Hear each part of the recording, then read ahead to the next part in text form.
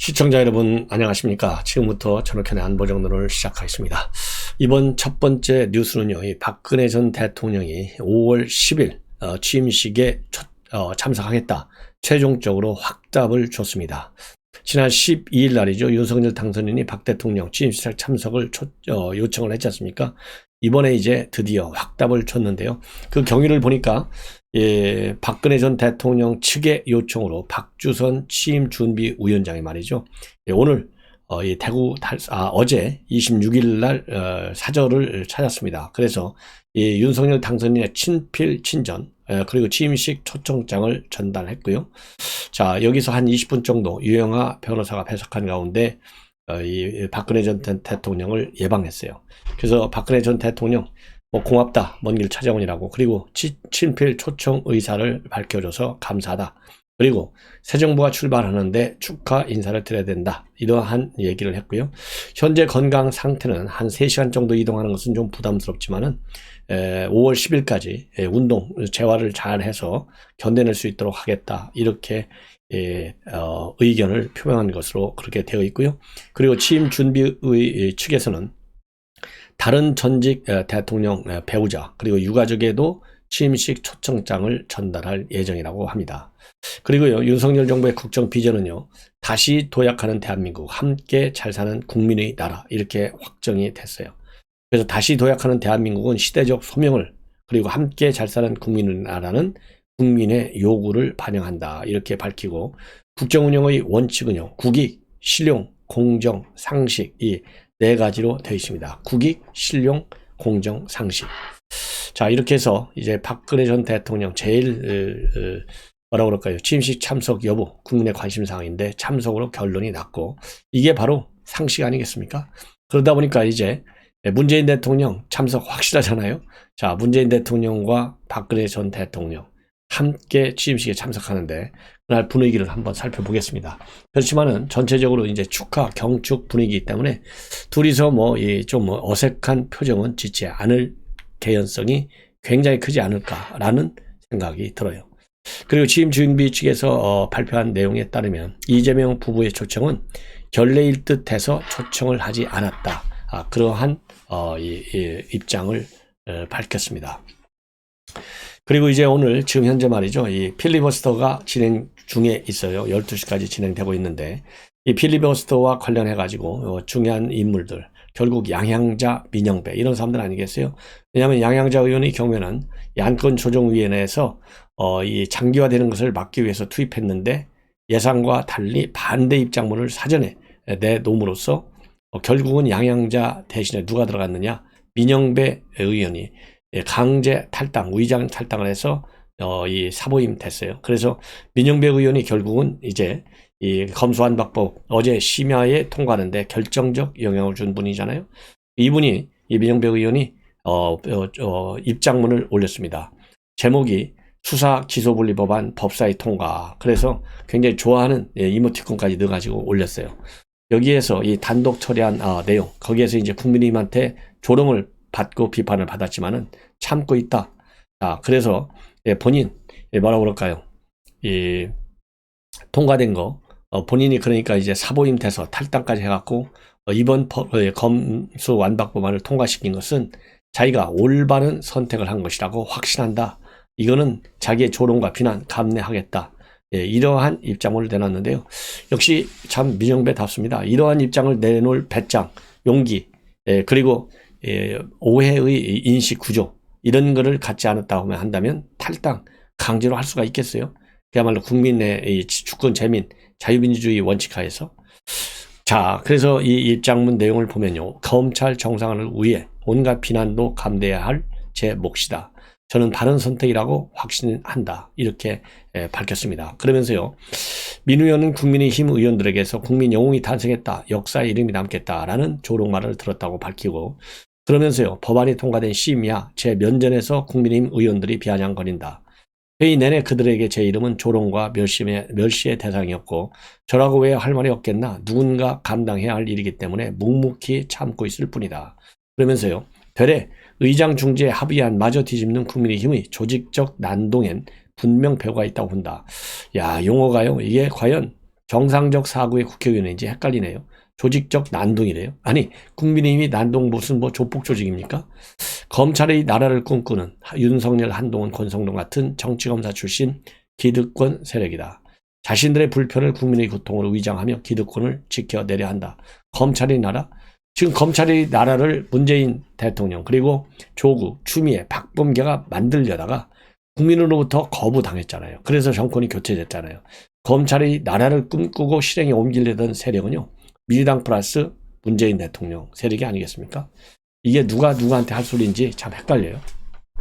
그러면서 민정배 의원, 이 모든 의회 민주주의 파괴와 난동은 역사의 시계만원을 구부려보려 하지만 허망한 시도로 끝날 것이다. 주권자 시민께서 심판할 것이다. 예, 그러면서 오늘 본회의를 열어서 수사기소 분리입법이 마무리되도록 최선을 다하겠다.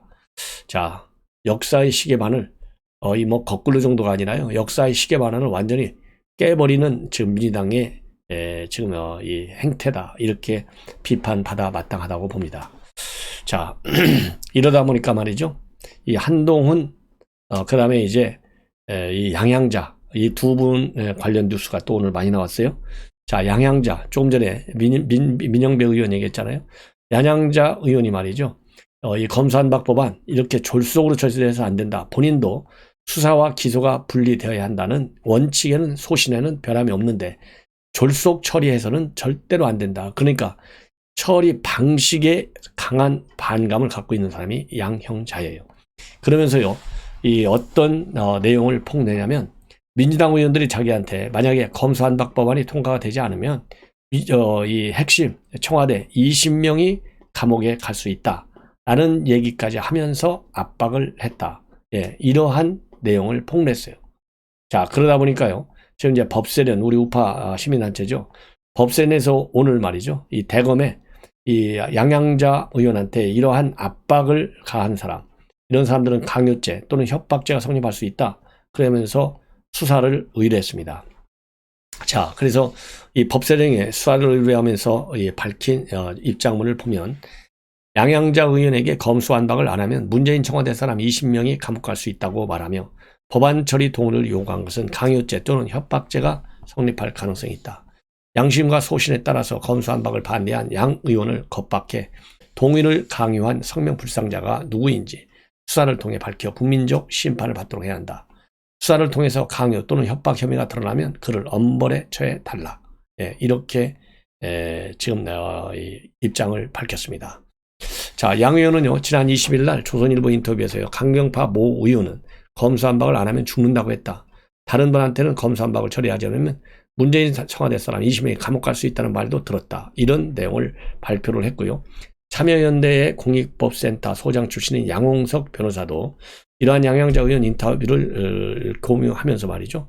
나도 민주당 쪽으로부터 저런 얘기를 들었는데 정말 검수완박법이 법사위를 통과하면 민주당 측 인사가 누군지 까버릴까 보다, 이렇게 얘기를 했는데요. 이 양홍석 변호사는 나중에 이 글을 삭제했습니다. 예. 자, 그리고 양홍석 의원은요, 다른 언론과의 인터뷰를 통해서는요, 처음에 의원들은 단 한 번도 연락이 없었는데 실무진이 그런 우려를 표했다고 한 것이다. 이렇게 해명문을 내놨는데요.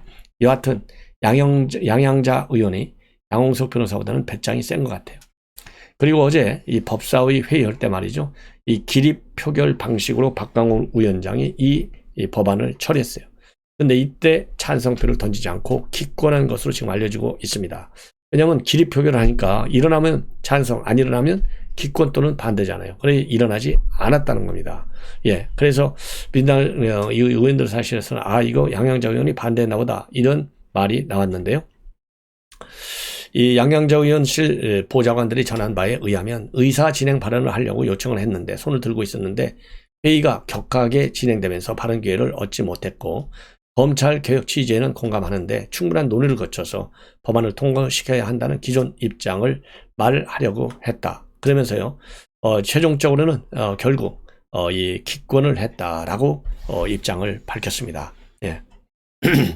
그래서 이 양양자 의원은요, 처음서부터 이 검수완박법 자체에 대해서는 동의를 하나, 그러나 법안의 처리 방식에는 동의할 수 없다.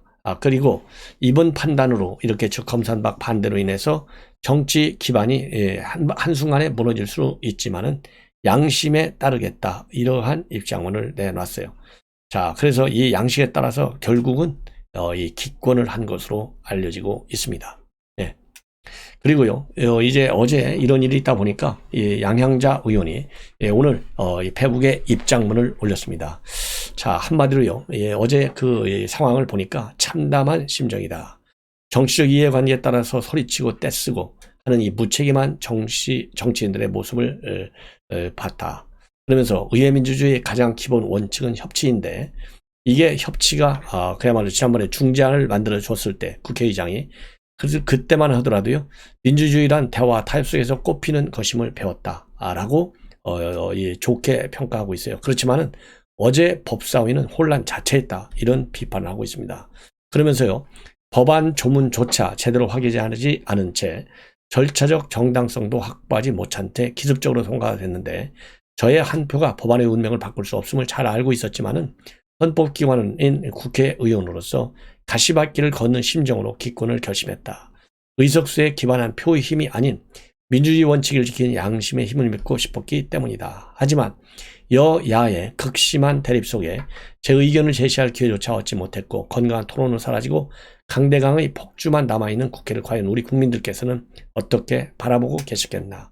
그러면서요, 국민의 신임을 받지 못하는 검찰은 반드시 개혁해야 하고, 수사 결론을 분리해서 기소를, 사법행정의 균형을 찾아야 한다는 것은 오랜 소신이다. 그러나 이런 방식은 아니다. 우리나라 사법체계의 근간을 바꾸는 중요한 법안이 여야 합의 없이 강행 처리되는 것에는 찬성할 수 없다. 이렇게 강한 신념을 다시 한번 밝히고 있어요. 그러면서 이 법안이 야기할 수 있는 오류와 부작용을 면밀히 검토해야 하고, 단 1%의 국민이라도 이 법으로 인해 부당하게 고통을 받게 된다면 그 책임은 우리에게 있고, 법안을 우려하고 계신 국민을 설득하는 것도 우리 정치권의 몫이다. 이렇게 입장문을 내놨습니다. 자, 그래서요, 이제는 뭐라 그럴까요? 이 양향자 의원 같은 이 올곧은 소신과 그리고 양심을 가지고 있는 민주당 국회의원이 과연 몇 명이나 되겠느냐, 참 걱정스러운 상황이다. 이렇게 판단이 됩니다. 예. 자, 그래서 이제 양향자 의원의 이런 입장문을 전해드렸고요. 예. 그리고 이제 마지막으로 양향자 의원 뭐라고 했냐면은, 그야말로 여야가 양보하고 타협해서 국민이 납득할 수 있는 중재안을 마련해 달라. 이렇게 박병석, 박홍근, 권성동, 박광훈에게 호소하고, 그렇게만 된다면 저는 국민의 대의기관인 국회가 합의한 검찰개혁 법안에 따르겠다. 첨예하게 대립할수록 대화와 타협을 통해 법안을 완성해야만 더욱 흔들림 없는 검찰개혁이 가능하다. 그것이 국민을 사랑하고 국익을 지키는 길이라고 믿는다. 이렇게 덧붙이고 있습니다. 자, 이렇게 해서요, 양향자 의원의 입장문까지 말씀을 드렸고, 이제 한두 꼭지만 더 말씀을 드린다면, 지금 민주당에서는요, 한동훈 낙마 전략을 세우고 있는데, 당연히 뭐 여러분들 보이콧까지 한덕수 총리를 볼모로 해서 낙마시키는 전략을 지금 구사하고 있다. 이러한 지금 보도가 나오고 있습니다. 바로 이 문화일보가 보도하고 있어요. 자, 그런데 지금 문제는 뭐냐? 총리가 통과가 안 되면요, 장관 재청권은 총리한테 있기 때문에 이게 내각이 구성되지를 않아요. 그래서 지금 플랜 B를 검토 중에 있다. 이런 보도가 나옵니다. 바로 김부겸 현 총리를 연임시키는 겁니다. 자, 그런데 지금 김부겸 총리 측에서는요, 이 플랜 B와 관련해서 2주 정도만 연임할 수 있다. 그 이상은 어렵다. 이러한 지금 입장을 갖고 있다고 합니다. 왜냐하면 임시유임이 장기화될 경우에는 민주당에서 나오는 반발, 당연히 김부겸 총리도 앞으로 또 대선에 나올 텐데 이거 어렵지 않겠어요? 그래서 2주간의 기한을 설정해서 이 유임을 받아들이는 이런 가능성이 큰 것으로, 그렇게 가능성을 열어놓고 있는 것으로 보입니다. 자, 그래서 지금 이제 민주당 측에서 지금 나오는 얘기를 보면요, 지금 5월 2, 3일로 이 총리 인준 청문회가 연기가 됐지만은 새 정부 출범 전까지 임명 도구를 받지 못할 가능성이 상당히 크다는 겁니다. 더군다나 바로 한동훈 청문회가 하고 정호영 보건복지부 장관 청문회, 이게 이제 4일, 5일 날로 쭉 연결되어 있기 때문에 한덕수 총리 임명을 볼문해가지고 바로 지금 제일 말이 많은 사람이 정호용이잖아요. 정의혹이. 그리고 뭐 한동훈은 정치 공세 차원에서 보이콧을 지금 주장하고 있거든요. 자, 그러다 보니까 결국은 총리를 임명하지 국회에서 총리를 청문회 통과시키지 않을 가능성이 크다는 겁니다. 그래서 플랜 B를 검토하고 있다는 거. 그래서 플랜 B가 작동이 되면 이 김부겸 총리가 이 온건 성향이기 때문에 최소한도 부총리급 그리고 국회에서 청문 보고서가 통과된 장관 후보자에 대해서는 재청권을 행사할 수 있다.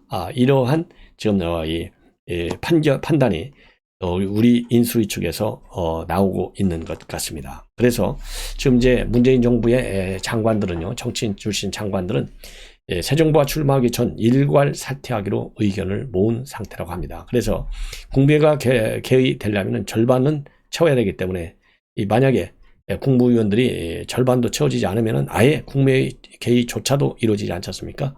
그래서 김부겸 현 총리를 잠시 유임을 시키면서 국무회의를 유지해 나가는 이러한 플랜 B도 지금 인수위 측에서 검토하고 있다는 뉴스를 전해드립니다.